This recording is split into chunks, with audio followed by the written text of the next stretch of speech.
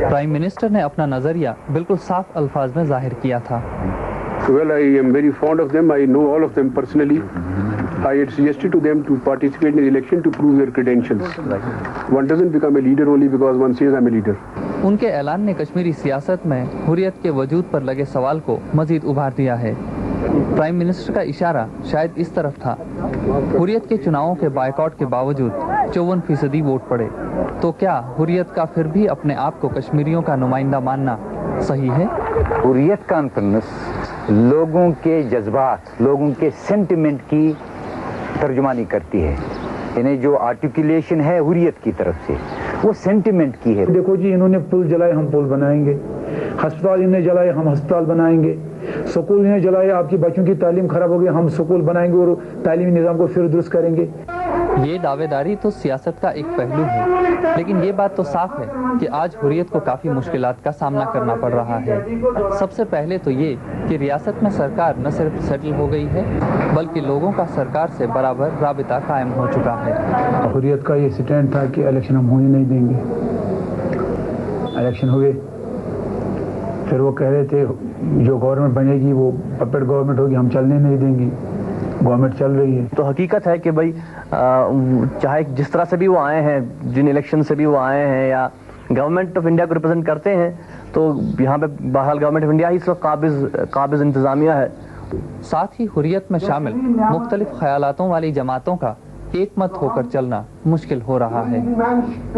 इन नजरियाई इख्तलाफात की वजह से पिछले साल सैयद शबीर शाह हुर्रियत से अलग हो गए।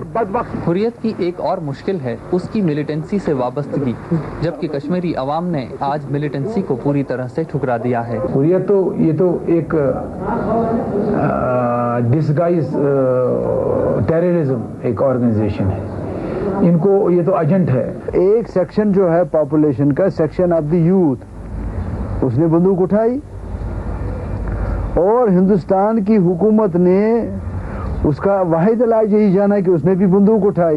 दूसरी ओर हुर्रियत जो बार बार आम हड़ताल का ऐलान करती है, उससे ऐसा दिखने लगा है जैसे उनके पास इसके अलावा कोई एक्शन प्लान नहीं है। कुछ लोग इसे आज ऑल पार्टी हड़ताल कॉन्फ्रेंस के नाम से भी पुकारने लगे हैं। साथ ही हुर्रियत लीडरान पर पैसे की धांधली के भी कई इल्जाम लगाए जा रहे हैं। जैसे सोने का पहाड़ कश्मीर में जमा हो चुका हो और ये हुर्रियत वालों ने सब खा लिया हो, निगल लिया हो, ये बात नहीं। आज अलगाववादी लीडर सिर्फ इस बात पर उतर आए हैं कि भारत पाकिस्तान बातचीत में उनकी भी नुमाइंदगी होनी चाहिए। ये तहरीक हमारी है, हमारी मूवमेंट है। आप दो कहते हैं कि हम फैसला करेंगे हमारे बारे में, तो ये तो जाती हो रही है। जो कश्मीर का मसला है, हिंदुस्तान की फॉरेन पॉलिसी का मसला है, उसमें हमारी पार्टिसिपेशन से क्या होगा?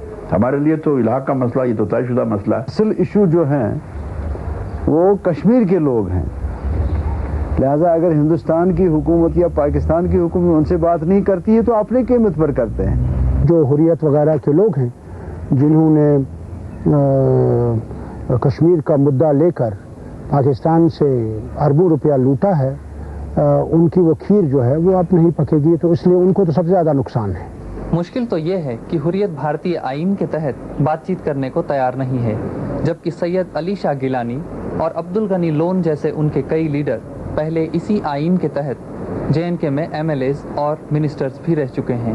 हम कहते हैं साहब हम पर तो आईन जो हिंदुस्तान का वो लागू नहीं होता है। वो मुख्तलिफ ख्यालात के लोग हैं, वो भी हैं जिन्होंने इलेक्शन लड़े हैं, मिनिस्टर रहे हैं, असेंबली मेंबर रहे हैं, हमेशा हिंदुस्तान के गुण गाए हैं। आखिरकार ये कहा जा सकता है कि हुर्रियत की गिरती साख के जिम्मेदार वो खुद हैं, और आने वाले वक्त में अगर उन्होंने अपनी सियासी डायरेक्शन साफ नहीं की तो उनकी अहमियत घटती ही जाएगी।